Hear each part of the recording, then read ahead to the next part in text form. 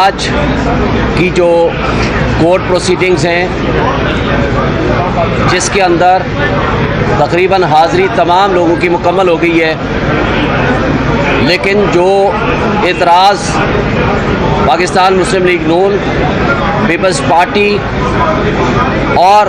جمعیت علماء اسلام نے لگایا ہے، اس کے بھی آرگومنٹس جو مکمل ہوئے ہیں، تو ہم سمجھتے ہیں کہ وہ ان کے اعتراضات نامناسب ہیں، غیر قانونی اور غیر آئینی ہیں، کیونکہ آنریبل بینچ نے جس وقت یہ پروپوز کیا اور ریکمینڈ کیا 16 تاریخ کو کہ honourable chief justice of Pakistan اس میں سو موٹو نوٹس لے، چونکہ یہ آئین کی عملداری کا سوال ہے، تو میں سمجھتا ہوں کہ یہ بالکل قانون اور آئین کے دائرے میں رہ کر انہوں نے یہ پروپوزل دی ہے۔ تو اس لیے constitution of bench and formation of a bench یہ چیف جسٹس کا ثوابدیدی اختیار ہے، جو ان کو کانسٹیٹیوشن اور سپریم کورٹ رولز دیتے ہیں، اور بڑے آنریبل ججز اس میں شامل ہیں جو کہ ڈائیورسیفائڈ اور lot of variety of experience رکھنے والے جج صاحبان ہیں۔ تو میں سمجھتا ہوں کہ اس بینچ کو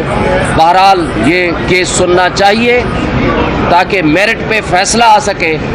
اس میں کوئی ابہام نہیں ہے کہ 90 ڈیز کے اندر الیکشنز ہونے چاہیے۔ اب سوال صرف ایک ہے کہ کون اتھارٹی ہے جو یہ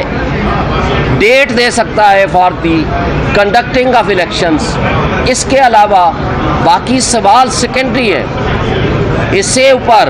کوئی دوسری رائے نہیں ہے کہ 90 ڈیز سے اس الیکشن کو آگے لے کے جائیں۔ تو لہٰذا میں سمجھتا ہوں کہ آنریبل بینچ کے پاس اب منڈے سے یہ پروسیڈنگ شروع ہو جائیں گی، اور ساتھ ہی میں آپ کے توسط سے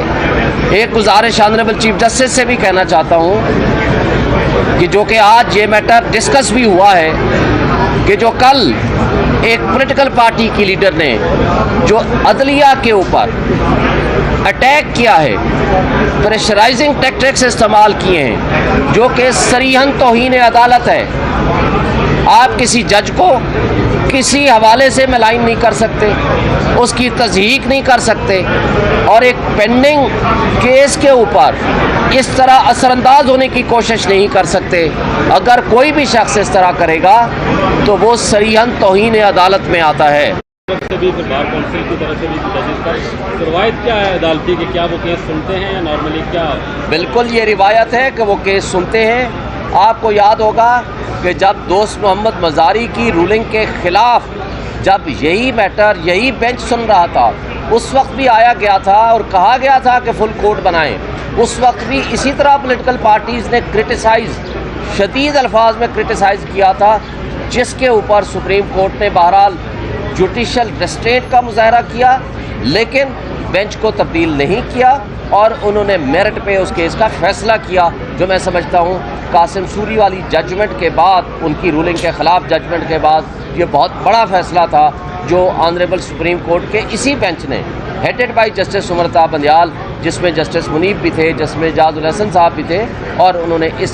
ان رولنگ کو ختم کیا اور فیصلہ کیا، انہوں نے اس اعتراض کو نہیں مانا تھا۔